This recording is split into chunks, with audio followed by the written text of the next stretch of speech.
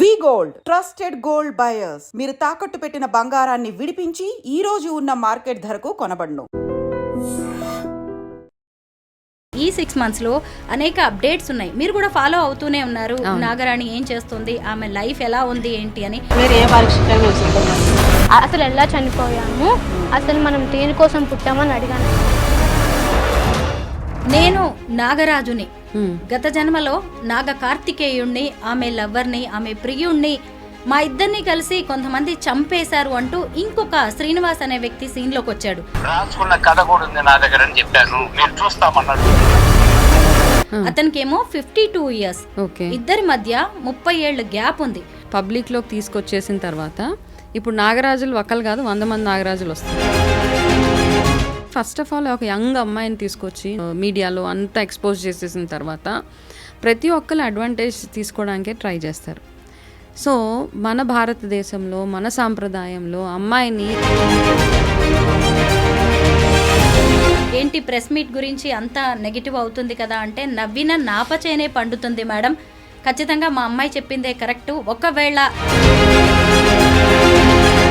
ఏ శిక్షకైనా మేము రెడీ అంటున్నారు, దాన్ని ఆత్మవిశ్వాసం అనుకోవాలా, అతి విశ్వాసం అనుకోవాలంటారా? విగ్రహాలు ఉన్నాయేమో, ఉండొచ్చు, లేకపోయినా నో ప్రాబ్లం. ఇప్పుడు మిమ్మల్ని ఎవరు అంటే వాళ్ళ దృష్టిలో ఏంటంటే అందరు వాళ్ళనే చూస్తున్నారు, వాళ్ళు ఏం చేస్తున్నారా అనేసి మనకు ఒక ఫీలింగ్ ఉంటుంది కొంతమందికి. అదొక ఎనీ మీడియా అన్నెసెసరీ హైప్ ఏదైతే ఇస్తున్నారో, పదే ఇంటర్వ్యూలు చేసేసి అందరినీ పిలిచేసి, అదే అంటే ఇట్స్ లైక్ ఎట్లా మ్యాడ్నెస్ అన్నమాట. మీరు గత జన్మ గురించి, పునర్జన్మ గురించి, వాటన్నిటి గురించి మీకు చాలా మంచి నాలెడ్జ్ ఉంది. ఎవరిదైనా డేట్ ఆఫ్ బర్త్ కానీ జాతకం చూస్తే మీరు వాళ్ళ గత జన్మలో ఏంటి, వాళ్ళ నెక్స్ట్ జన్మ ఎలా ఉండబోతుంది అనేది కూడా మీరు చెప్పగలరు. అయితే ఇప్పుడు వీళ్ళ అప్రోచ్ సరిగ్గా లేదంటారా, లేదంటే భవిత ఆమె తల్లి చెప్తున్నది కట్టు కదా అంటారా? ఆస్ట్రాలజికల్గా మనకి గ్రహాలు కొంచెం ఇన్ఫ్లుయెన్సెస్ ఉంటాయి అన్నమాట. పాజిటివ్ గ్రహాస్ అండ్ నెగటివ్ గ్రహ ఇన్ఫ్లుయెన్సెస్ ఉంటాయి. వాళ్ళ మదర్ ఈజ్ అ నెగటివ్ గ్రహ ఫర్ ద గర్ల్, నాకు అదే అనిపిస్తుంది. ఓకే, ఏ మదర్ అయినా కానీ నా పిల్ల సేఫ్గా ఉండాలి, నా అమ్మాయి నలుగురిలో ఎక్స్పోజ్ అవ్వకూడదు అన్న ఇది. ఒక యంగ్ అమ్మాయిని తీసుకొచ్చి పదే అదే పాయింట్ని ప్రూవ్ చేయడానికి ట్రై చేస్తున్నారు వాళ్ళ మదర్.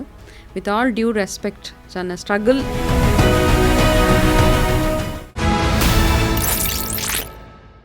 అందరికీ నమస్కారం, నేను Swaroopa Potlapalli. Welcome to iDream. ఈ మధ్య కాలంలో నాగరాజు నాగరాణి స్టోరీ ఎంత వైరల్ అవుతుందో మీరందరూ కూడా చూస్తూనే ఉన్నారు.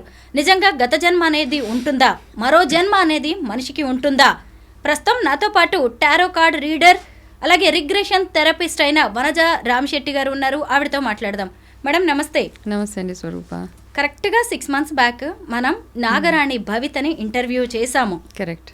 అప్పుడు మీరు ఆమెకు సంబంధించిన అనేక విషయాలు తెలుసుకున్నారు. అయితే ఈ 6 months లో అనేక అప్డేట్స్ ఉన్నాయి, మీరు కూడా ఫాలో అవుతూనే ఉన్నారు. నాగరాణి ఏం చేస్తుంది, ఆమె లైఫ్ ఎలా ఉంది ఏంటి అని. ఇప్పుడు కొత్తగా నాగరాజు వచ్చారు సీన్ లోకి. మీ అభిప్రాయం ఏంటి మొత్తం ఈ ఎపిసోడ్ మీద? ఫస్ట్ ఆఫ్ ఆల్ ఆ 6 months బ్యాక్ మనం ఎప్పుడైతే మాట్లాడాం, డైరెక్ట్గా అమ్మాయితో మాట్లాడినప్పుడు ఫేక్ అని అర్థమైపోయింది. ఇప్పటికీ ఎవరు యాక్సెప్ట్ చేయట్లేదు కదా. అది పదే అదే పాయింట్ని ప్రూవ్ చేయాలని ట్రై చేస్తున్నారంటే ఇది వెనకాల పాస్ట్ లైఫ్ కంటే కూడా ఏదో వేరే రీజన్ ఉంటుంది. అది ఏంటన్నది కనుక్కోవాలి జనాలు. అందరు వెళ్ళిపోయి వాళ్ళ వెనకాల వెళ్ళిపోయి మీరేంటి, ఎందుకు వస్తున్నారు అంటే ఎవరు నమ్మట్లేదు. నమ్మకపోయినా వెళ్ళి వాళ్ళ వెనకాల పడి వాళ్ళ దగ్గర నుంచి ఇన్ఫర్మేషన్ లాగడానికి ట్రై చేస్తున్నారంటే అది క్వశ్చన్ మార్క్. నాకే అర్థం అవ్వట్లేదు, ఎందుకు ఇంత హైప్ ఎందుకు చేస్తున్నారు అనవసరంగా. పదే అదే పాయింట్ని ప్రూవ్ చేయాల్సిన అవసరం లేదు. ఓకే, ఒకవేళ నిజంగానే పాస్ట్ లైఫ్స్ ఉన్నాయి, నేను నమ్ముతాను. As a past life regression therapist I believe in past lives. కానీ యాక్చువల్గా పాస్ట్ లైఫ్ అర్థమైన వాళ్ళు, పాస్ట్ లైఫ్ వాళ్ళకి తెలిసిన వాళ్ళు కొంతమందికి రిగ్రెషన్ థెరపీలోకి వెళ్ళక్కర్లే, ఆటోమేటిక్గా కనెక్షన్ ఉంటుంది. ఆ సోల్ మెమరీస్ అవన్నీ అలాగే ఉండిపోతాయి, వాళ్ళకి తెలిసిపోతూ ఉంటుంది అనమాట. ఏదో ఇండికేషన్ ఓకే అని ఉన్నవాళ్ళు చాలామంది ఉన్నారు. మన ఇండియాలోనే బోల్డంతమంది ఉన్నారు. అట్లా తెలిసిన వాళ్ళు చాలా సింపుల్గా, చాలా ప్రొఫెషనల్గా, వాళ్ళని చూస్తేనే మనకు ఒక పాజిటివ్ వైబ్ వచ్చేలాగా చాలా బాగుంటారు యాక్చువల్గా వాళ్ళు. ఓకే, అంటే వాళ్ళు ఇంత హంగామా చేసి హైప్ చేసి నేనేంటో నాకు తెలుసు పాస్ట్ లైఫ్ గొడవ చేయరు. యాక్చువల్గా వాళ్ళకి పాస్ట్ లైఫ్ నిజంగా గుర్తొచ్చిన వాళ్ళకి వాళ్ళ పర్పస్ ఆఫ్ లైఫ్ అంటాం కదా, అది ఏంటో అన్నది వాళ్ళకి అర్థమవుతుంది. సో ఆ పర్పస్ ఆఫ్ లైఫ్ ఏంటి అన్న దాని టువర్డ్స్గా వర్క్ చేస్తూ ఉంటారు వాళ్ళు. అది తెలిసిన వాళ్ళకి. ఇప్పుడు ఇట్లా మనం చూస్తున్నాం, ఈ ఫేక్గా చెప్పి వచ్చే వాళ్ళు చాలామంది కనపడుతున్నారు. వాళ్ళకి ఏంటంటే జస్ట్ ఒక హైప్ చేసేయాలి. నాకు పాస్ట్ లైఫ్ గుర్తొచ్చేసిందంటే నేను ఒక హైప్ చేసేసి వాళ్ళ ఎక్స్పెక్టేషన్ ఏంటి అన్నది అది మనం తెలుసుకోగలగాలి. మనం ఎక్స్పెక్టేషన్స్ తెలియదు అక్కడ. ఇట్స్ ఆల్ ఫేక్ బేసిక్గా నన్ను అడిగితే. నన్ను సర్ప్రైజ్ చేసింది ఏంటి అంటే, ఈ అమ్మాయికి 22 ఏళ్ళు, నేను నాగరాజుని, గత జన్మలో నాగ కార్తికేయుణ్ణి, ఆమె లవ్వర్ని, ఆమె ప్రియుణ్ణి, మా ఇద్దరిని కలిసి కొంతమంది చంపేశారు అంటూ ఇంకొక శ్రీనివాస్ అనే వ్యక్తి సీన్లోకి వచ్చాడు. అతనికేమో 52 ఇయర్స్. ఇద్దరి మధ్య 30 ఏళ్ళు గ్యాప్ ఉంది. వీళ్ళిద్దరూ కలిసి విజయనగరంలోని ఒక కాళికామాత టెంపుల్లో ఉన్న నాగరాజు, నాగరాణి, నాగదేవతల విగ్రహాలు, శివలింగాన్ని బయటకు తీస్తాము అని చెప్తున్నారు. దీని మీద మీరేమంటారు? నమ్ముతున్నారా? ఫస్ట్ ఆఫ్ ఆల్ ఈ అమ్మాయిని ఇంత పబ్లిసిటీ చేసేసిన తర్వాత, పబ్లిక్లోకి తీసుకొచ్చేసిన తర్వాత, ఇప్పుడు నాగరాజులు ఒక్కరు కాదు 100 మంది నాగరాజులు వస్తారు. Isn't it? సో ఎందుకంటే ఫస్ట్ ఆఫ్ ఆల్ ఒక యంగ్ అమ్మాయిని తీసుకొచ్చి ఇంత పాపులర్, ఇంత మీడియాలో అంత ఎక్స్పోజ్ చేసేసిన తర్వాత ప్రతి ఒక్కరు అడ్వాంటేజ్ తీసుకోవడానికే ట్రై చేస్తారు. సో మన భారతదేశంలో, మన సాంప్రదాయంలో అమ్మాయిని ఎంతో సీక్రెట్గా ఉంచే ఒక ట్రెడిషన్ మనది ఒకప్పుడు. ఇప్పుడైతే జాబ్స్ పరంగా అన్ని రకాలుగా బయటకు వచ్చారు, దట్స్ ఎ డిఫరెంట్ స్టోరీ. కానీ ఇట్లాంటి విషయాల్లో ఒక యంగ్ అమ్మాయిని, పెళ్లిగాని అమ్మాయిని ఎక్స్పోజ్ చేసేసి అందరికీ చూపించేసేసి ఏదో చెప్పేస్తే ఫస్ట్ ఆఫ్ ఆల్ అవతల వాళ్ళకి అర్థమైందని వీళ్ళకి పలానా వీక్నెస్ ఉంది. దే ఆర్ యాక్చువల్లీ వాళ్ళందరికీ ఒక వీక్నెస్ ఉందన్నమాట. వాళ్ళు తెలుసుకోవాలి అదంతా. యాక్చువల్గా they have to meet a doctor. First ఒక డాక్టర్ని చూసి ఆ ప్రాబ్లమ్కి వాళ్ళు సొల్యూషన్ తెచ్చుకోవాలి తప్పిస్తే ఇట్లా చూపించేటప్పటికి అందరూ వస్తారు. నేను నాగరాజు నన్ను వస్తాడు, ఇంకొకరు వాళ్ళ మంత్రులు నన్ను వస్తారు, అందరూ వచ్చేస్తారు. ఇక be ready for that. So అతను ఎవరైతే వచ్చారో ఏజ్ గ్యాప్ చూడండి ఫస్ట్ ఆఫ్ ఆల్. అంటే ఏం చేద్దామని, ఒకవేళ నిజంగానే అక్కడ టెంపుల్ ఉంటే we're all very in for it కదా. మన ఇండియాలో ఎక్కడన్నా ఒక దగ్గర తవ్వకాల్లో ఒక గుడి బయటపడిందంటే చాలా గ్రాండ్గా దాన్ని ఎక్స్పోజ్ చేసి పూజలు అవి చేస్తారు, ప్రతిష్టలు చేస్తారు.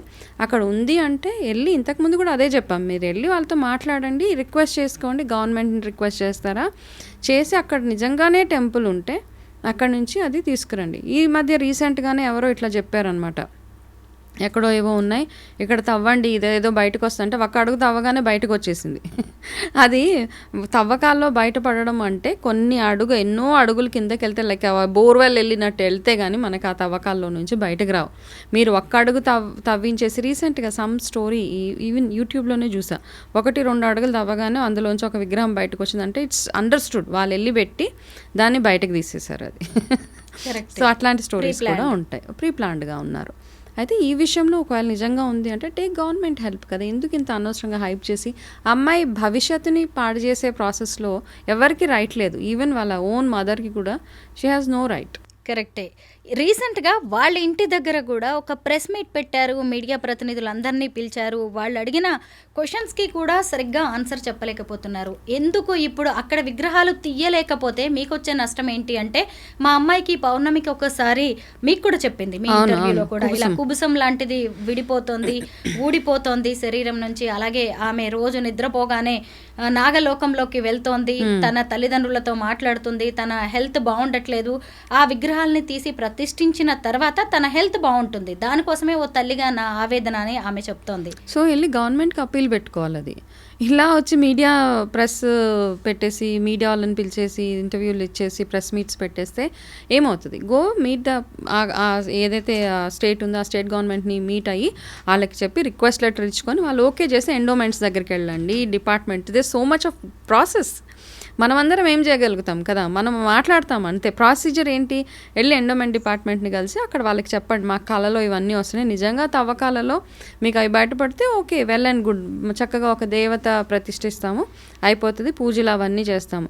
అంతేగాని మీరు ఒక సంవత్సరం నుంచి మీరు దీని వెనకాలే పడిపోతే ఎట్లా?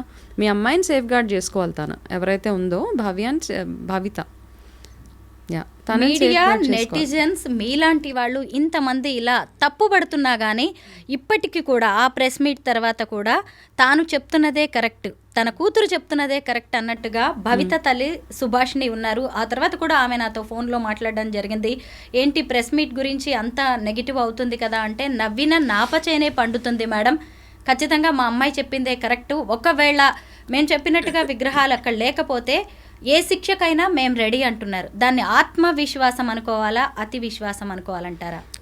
అక్కడ నిజంగానే విగ్రహాలు ఉంటే వెరీ గుడ్. అయితే మీరు ఏం పాయింట్ ప్రూవ్ చేద్దాం అనుకుంటున్నారు అన్నది ఇక్కడ క్వశ్చన్ మార్క్. ఓకే, విగ్రహాలు ఉన్నాయేమో, ఉండొచ్చు, లేకపోయినా నో ప్రాబ్లం. ఇప్పుడు మిమ్మల్ని ఎవరు అంటే వాళ్ళ దృష్టిలో ఏంటంటే అందరు వాళ్ళనే చూస్తున్నారు, వాళ్ళు ఏం చేస్తున్నారా అనేసి మనకు ఒక ఫీలింగ్ ఉంటుంది. కొంతమందికి అదొక ప్రాబ్లం అనమాట. అందరూ నన్నే చూస్తున్నారు, ప్రపంచం అంతా నా వైపే చూస్తుంది అన్న ఒక ఫీలింగ్లో వాళ్ళు ఉన్నారు. ఫస్ట్ ఆఫ్ ఆల్ అందులోంచి బయటకు రావాలి. రెండోది ఏంటంటే అన్నెసెసరీగా ప్రతి ఒక్కరు ఎనీ మీడియా అన్నెసెసరీ హైప్ ఏదైతే ఇస్తున్నారో, పదే ఇంటర్వ్యూలు చేసేసి అందరినీ పిలిచేసి, అదే అంటే ఇట్స్ లైక్ ఎట్లా మ్యాడ్నెస్ అనమాట. వాళ్ళని పిలిచి ఇంటర్వ్యూలు చేసేసి వాళ్ళు ఎక్కడ ఉంటే అక్కడికి వెళ్ళిపోతున్నారు.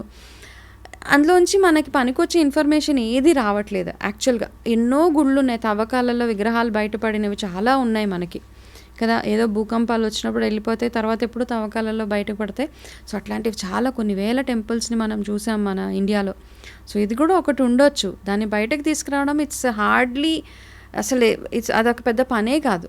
ఒక్క గవర్నమెంట్ అప్రూవల్ ఇచ్చింది అంటే తీసుకురావాలి. దానికి పనిష్మెంట్లు, మేము ఏదైనా అయిపోతాం, ఇవన్నీ అక్కర్లేదు.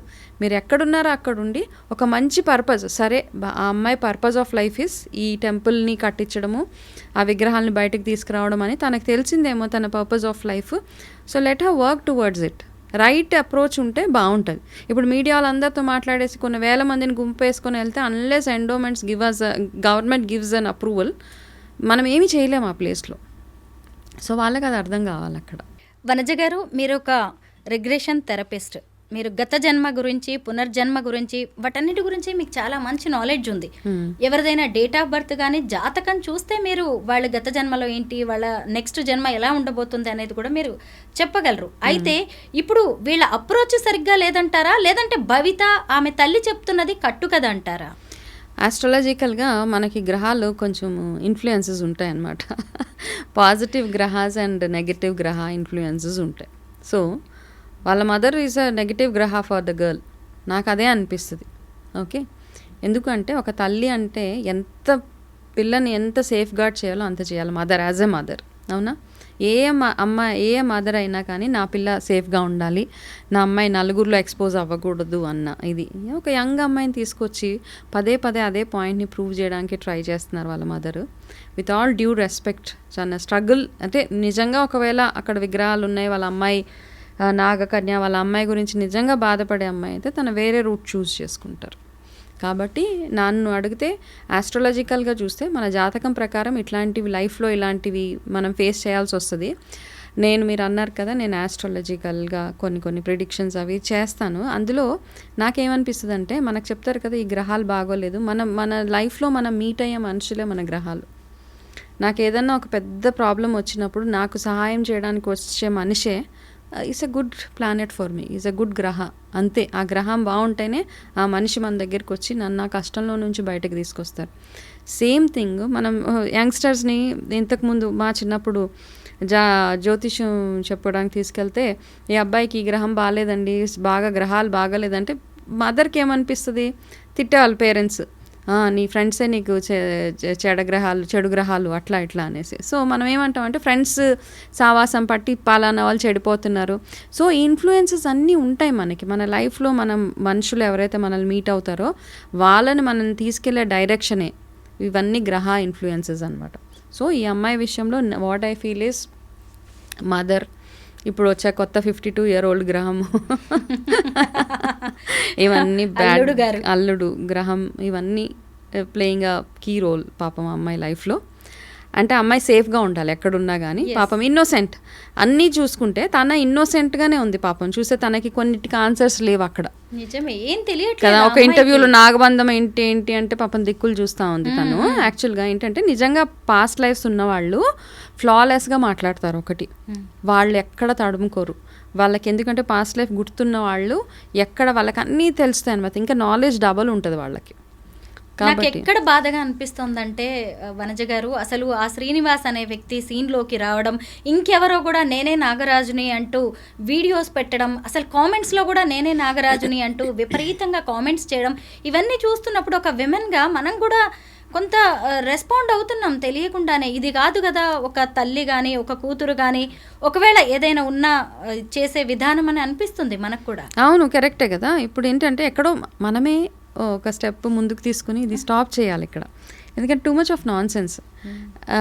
ఏ ఉమెన్ కమిషన్ అవ్వచ్చు, వాట్ ఎవర్ ఇట్ ఈస్, అట్లాంటి వాళ్ళు కొంచెం ఇన్వాల్వ్ అయ్యి ఇది ఇక్కడికి స్టాప్ చేయాలి. ఒక అమ్మాయిని అనవసరంగా ఎక్స్పోజ్ చేసే రైట్ ఎవ్వరికి లేదు మన ఈ లైఫ్లో, ఇంక్లూడింగ్ ద పేరెంట్స్. అవును, ఎవరెవరో కొత్త కొత్త వ్యక్తులు వచ్చేసి తెలియకుండానే రేపు ఆమె లైఫ్ ఎలా వెళ్తుంది, వాళ్ళ తల్లి లైఫ్ ఏంటి అనేది కూడా కొన్ని క్వశ్చన్స్ అయితే వస్తున్నాయి. చాలా ఫ్యూచర్ ఉంది ఆ అమ్మాయికి. కొంచెం అమ్మాయిని మెండ్ చేసి చక్కగా కౌన్సిలింగ్ ఇప్పించి డాక్టర్ దగ్గర తీసుకెళ్ళండి, స్కిన్ ప్రాబ్లమ్స్ ఉంటే స్కిన్ డాక్టర్ దగ్గర తీసుకెళ్ళి, ఇంకా వేరే ఏమైనా సైకలాజికల్ ఇష్యూస్ ఉంటే వెళ్ళి కౌన్సిలింగ్ తీసుకొని ఆ అమ్మాయి ఒక మంచి ట్రాక్లో వెళ్ళేలాగా వాళ్ళ మదర్ హెల్ప్ చేస్తే that's a blessing for them, అంతే. Thank you so much. Welcome.